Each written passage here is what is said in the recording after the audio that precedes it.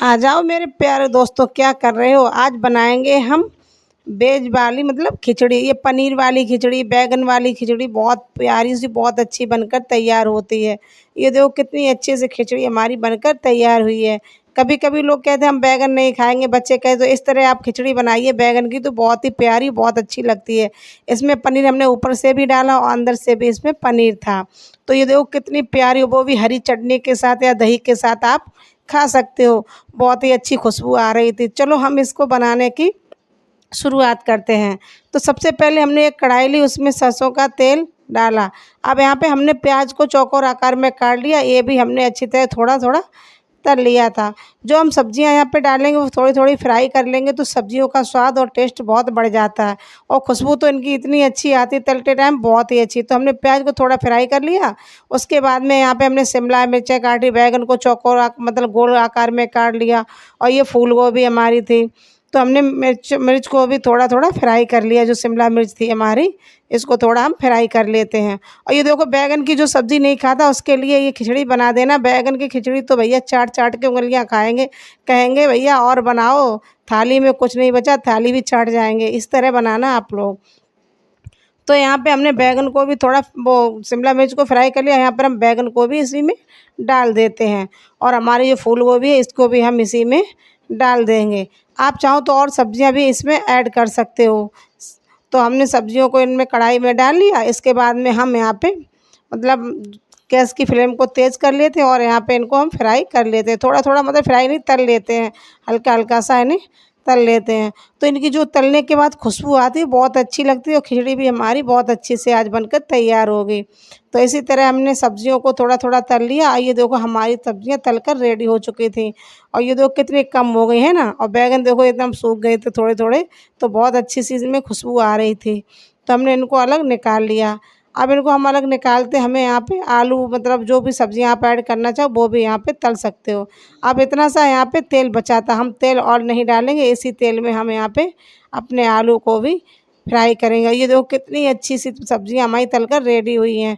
अब थोड़े आलू हमने लंबे लंबे थोड़े काट लिए थे, उनको भी हम इसी तरह से फ्राई कर लेंगे। हमारे आलू बहुत अच्छे तरह से तल जाएंगे तो बहुत अच्छे से ये लगेंगे, मतलब क्रिस्पी एकदम। तो बहुत अच्छे से हमने आलूओं को भी फ्राई यहाँ पे कर लिया था। मतलब यहाँ पे तेज गैस की फ्लेम को तेज रखना। और ये देखो हमारे थोड़े थोड़े से लग रहे थे मतलब कढ़ाई में, और बहुत अच्छे से आलू भी हमारे तलकर रेडी हो चुके थे। तो आप लोगों को मेरी ये रेसिपी अच्छी लगे तो लाइक कमेंट ज़रूर कर देना। अगर यूट्यूब पर हो तो मेरे चैनल को सब्सक्राइब कर लेना।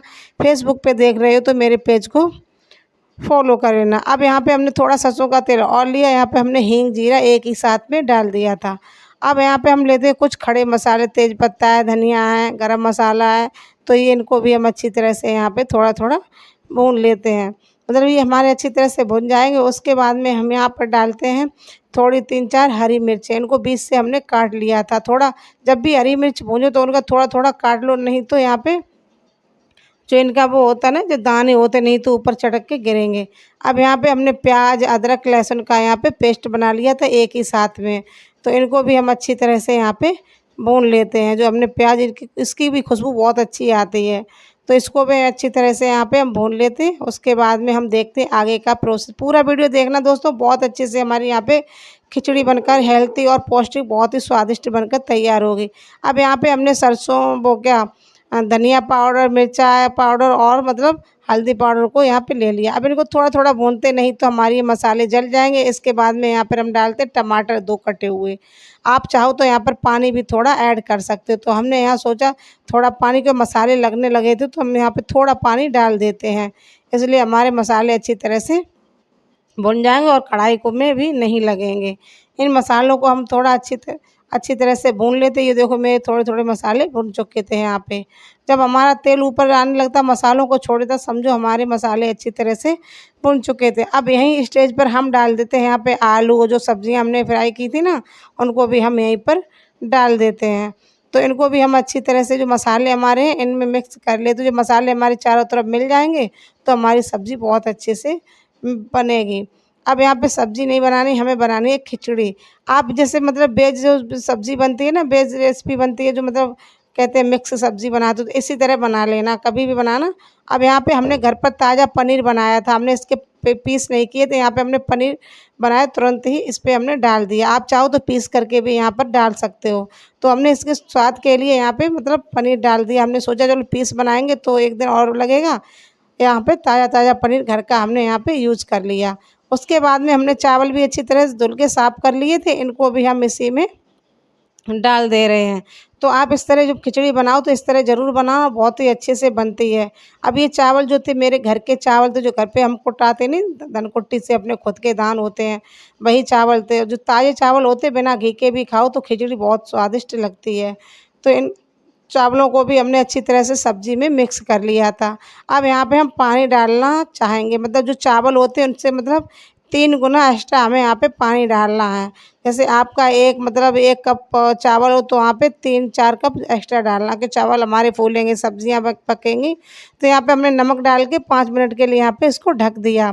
अब 5 मिनट के बाद, ज़्यादा देर नहीं, 5 मिनट के बाद इसको एक बार ज़रूर देखना, नहीं तो ये लग जाएंगे। अब यहाँ पे देखो एक बार चलाना बहुत ज़रूरी हो जाता है, कि जो हमारे मसाले होते हैं साइड से आ जाते हैं, सब्जियाँ भी साइड से आ जाती हैं। इनको एक अच्छी तरह से मिला लेंगे तो चारों तरफ से हमारी खिचड़ी बनकर अच्छे से होगी तैयार। नमक मिर्च एकदम एक साइड से। फिर हमने झाँक दिया इसको 2-3 मिनट के लिए और उसके बाद में ये देखो मेरी खिचड़ी बनकर तैयार हो गई। अब इसको आप चाहे दही के साथ खाओ और चाहे हरी चटनी के साथ। कैसी लगी रेसिपी एक बार कमेंट में